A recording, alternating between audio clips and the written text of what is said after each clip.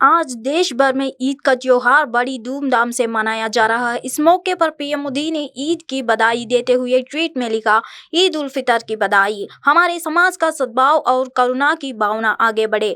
मैं सभी के अच्छे स्वास्थ्य और कुशल क्षेम के लिए भी प्रार्थना करता हूँ। ईद मुबारक। भारत और दुनिया के विभिन्न हिस्सों में लोग, विशेषकर मुस्लिम, शनिवार को ईद का त्योहार मना रहे हैं। भारतीय रिजर्व बैंक इस वर्ष नीतिगत दरों में कोई बदलाव नहीं करने का रुख कायम रख सकता है और वर्ष 2024 की शुरुआत में दरों में कटौती भी की जा सकती है। विश्लेषकों ने यह उम्मीद जताई है। इस महीने की शुरुआत में आरबीआई की मौद्रिक नीति समिति ने दरों में कोई बदलाव नहीं करने का फैसला कर तमाम विश्लेषकों को चौंका दिया था। इस नीतिगत समीक्षा बैठक के हाल में जारी बयानों को देखते हुए विशेषज्ञों को लगता है कि मुद्रास्फीति के नरमी आने के साथ दरों में कटौती भी शुरू हो जाएगी। सेना ने आज जम्मू कश्मीर के राजौरी में एक सैन्य शिविर में जवानों की पार्थिव देह पर पुष्पमाला चढ़ाकर उन्हें श्रद्धांजलि दी। अधिकारियों के अनुसार पंजाब के 4 शहीद जवानों की पार्थिव देह सड़क मार्ग से उनके गांव ले जाए जाएंगे। वहीं बिस्वाल की पार्थिव देह को हवाई मार्ग से लाया जाएगा। एक अधिकारी ने कहा, देश हमारे बहादुर जवानों के सर्वोच्च बलिदान के लिए सदैव ऋणी रहेंगे। पंजाब के मोग जिले के चारिक गांव निवासी कुलवंत सिंह के भाई ने कहा कि सरकार और सेना को हमले का मुंहतोड़ जवाब देना चाहिए। किसी का भाई किसी का जान के रिलीज के बीच सलमान खान ईद के मौके पर फैंस के लिए एक और तोहफा लेकर आए हैं। दरअसल भाईजान ने एक ऐसी शख्स के साथ तस्वीर शेयर की है जिससे फैंस को पुराने दिनों की याद आ जाएगी। दरअसल यह शख्स और कोई नहीं बल्कि मिस्टर परफेक्शनिस्ट आमिर खान है। वहीं इस तस्वीर को देखने के बाद फैंस को अंदाज अपना अपना की याद आ गई है। आइए आपको दिखाते हैं यह तस्वीर जिसे देख फैंस को अंदाज अपना अपना की याद आ गई है। दिल्ली के सागरपुर इलाके में एक शख्स के घर में घुसकर जबरन वसूली करने का आरोप में दिल्ली पुलिस के 4 कांस्टेबल समेत 5 लोगों को गिरफ्तार किया गया है। 5 लोगों की इस गैंग पर घर में घुसकर गिरफ्तारी का डर दिखाकर 10 लाख से ज्यादा की रकम पीड़ित से वसूलने का आरोप है। पीड़ित ने इसकी शिकायत पुलिस को खास करके दी थी, जिसके बाद इन मामलों में पुलिस एक्टिव हुई और मामला दर्ज कर मामला की जाँच करने के बाद 5 आरोपियों को गिरफ्तार कर लिया। अमेरिका के राष्ट्रपति जो बाइडेन सितंबर में भारत की यात्रा के लिए उत्साहित है और 2024 भारत अमेरिका संबंध के लिए एक बड़ा साल होने जा रहा है। दक्षिण और मध्य एशिया के लिए सहायक विदेश मंत्री डोनाल्ड लू ने यह बात कही। उन्होंने कहा कि G20 में भारत के नेतृत्व ने दुनिया में भलाई के वास्ते एक ताकत के रूप में खड़े होने की उसकी क्षमता को और व्यापक बना दिया। पश्चिम बंगाल की मुख्यमंत्री ममता बनर्जी ने शनिवार को दावा किया है कि कुछ लोग नफरत की राजनीति करके देश को बांटने की कोशिश कर रहे हैं और कहा कि वह अपनी जान देने के लिए तैयार है, लेकिन देश को बांटने नहीं देंगे। बनर्जी ने शहर के रेड रोड पर ईद की नमाज के लिए एकत्रित लोग से बात करते हुए उनसे एकजुट होने और वह सुनिश्चित करने का अनुरोध भी किया कि भारतीय जनता पार्टी 2024 के लोकसभा चुनाव में परस्ता है।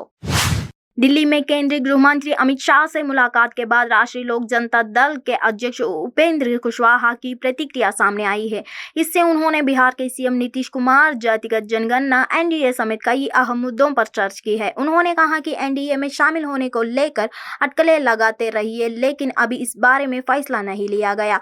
उन्होंने पीएम मोदी को लेकर कहा कि पीएम मोदी के सामने कोई चुनौती नहीं है।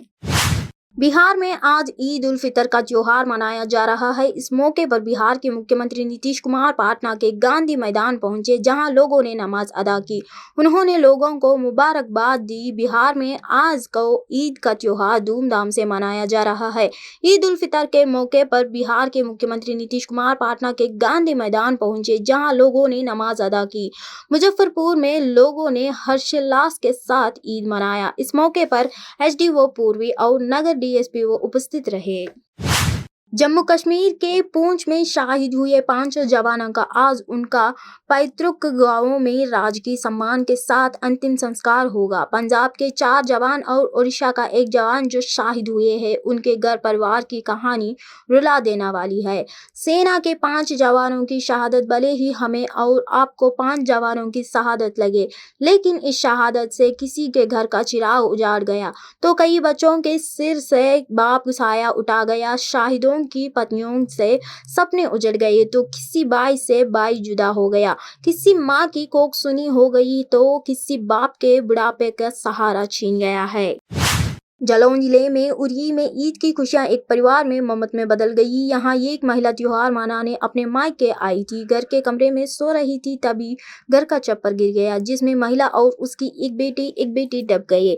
छप्पर के गिरने की आवाज सुनकर मोहल्ले के लोग दौड़े और सभी को जिला अस्पताल पहुंचाया, जहां डॉक्टरों ने महिला और उसके 2 बच्चों को मृत घोषित कर दिया। वहीं महिला की घायल मां का जिला अस्पताल में इलाज चल रहा है।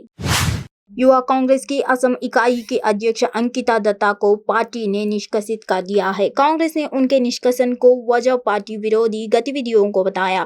असम युवा कांग्रेस के अध्यक्ष के तौर पर अंकिता दत्ता ने युवा कांग्रेस अध्यक्ष श्रीनिवास बीवी पर पहले मानसिक प्रताड़ना का आरोप लगाया। एफआईआर में अश्लील टिप्पणियां करने और धमकाने की भी आरोप लगाए हैं।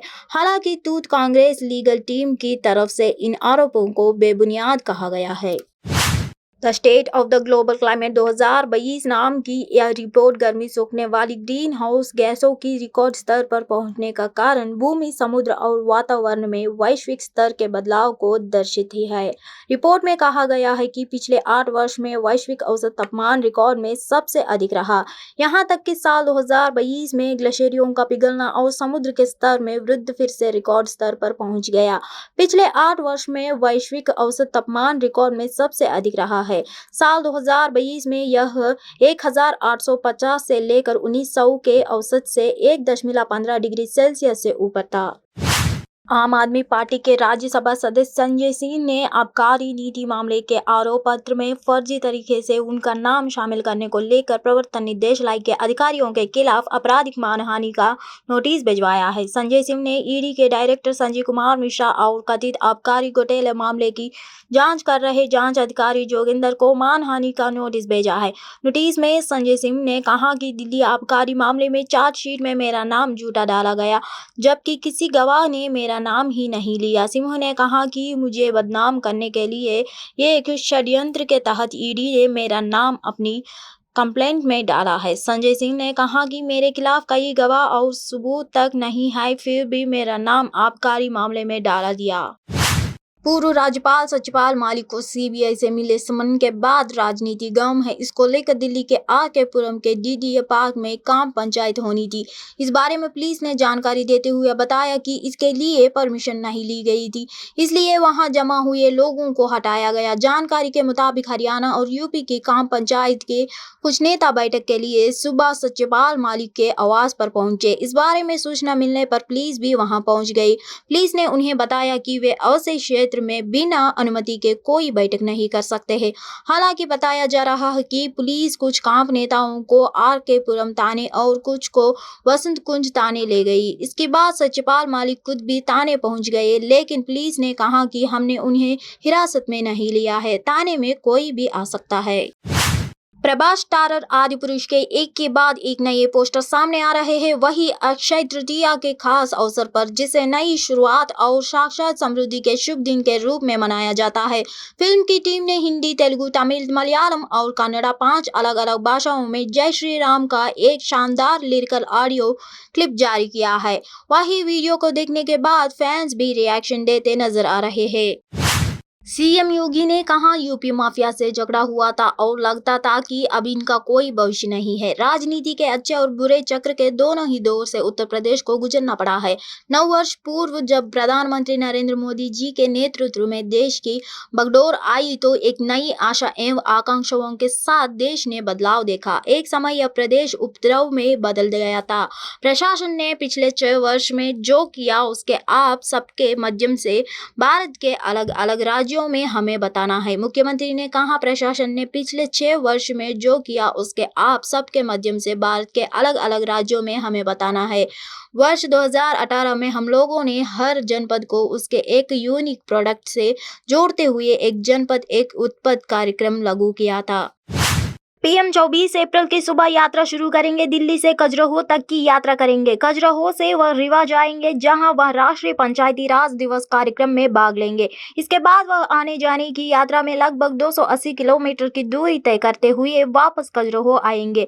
खजुराहो से पीएम युवा कॉन्क्लेव में भाग लेने के लिए लगभग 1700 किलोमीटर की हवाई दूरी तय करते हुए कोच्चि जाएंगे। अगली सुबह यानी 25 अप्रैल को प्रधानमंत्री लगभग 190 किलोमीटर की दूरी तय करते हुए कोच्चि से तिरुवनंतपुरम की यात्रा करेंगे। यहाँ पीएम वंदे भारत एक्सप्रेस को हरी झंडी दिखाएंगे और विभिन्न परियोजनाओं को लोकार्पण और शिलान्यास भी करेंगे। जेल से बाहर आने के बाद माना जा रहा था कि पंजाब कांग्रेस के दिग्गज नेता नवजोत सिंह सिद्धू का कद बढ़ने वाला है, उन्हें कोई बड़ी जिम्मेदारी दी जा सकती है। लेकिन पार्टी अलकमान यानी राहुल गांधी और प्रियंका गांधी से नजदीकी के बाद भी सिद्धू को कोई फायदा मिलती नहीं दिख रहा है, क्योंकि जालंधर लोकसभा उपचुनाव के स्टार प्रचारकों की लिस्ट तो कुछ ऐसी ही इशारा कर रही है। सिद्धू को इस लिस्ट में 8वें नंबर पर रखा गया है, जबकि पूर्व सीएम चरणजीत सिंह चन्नी इस लिस्ट में 6ठे नंबर पर है। बिहार शरीफ के पहाड़पुरा मोहल्ले में आज की दोपहर अचानक जोरदार धमाके की आवाज से इलाके में हड़कंप मच गया। धमाके के बाद इलाके में लोगों के बीच अफरा तफरी मच गई। धमाके के बाद आसमान में धुएं का गुबार उठा। स्थानीय और आसपास में मौजूद लोगों ने भागकर जान बचाई। धमाका कैसे हुआ है यह अभी साफ नहीं हुआ है। इस घटना में 2 लोगों के जख्मी होने की भी खबर है। घटनास्थल पर खून के निशान है। घटना की जानकारी मिलते ही डीएम, एसपी और डीएसपी घटनास्थल पर पहुंचे हैं, मामले की जांच कर रहे हैं।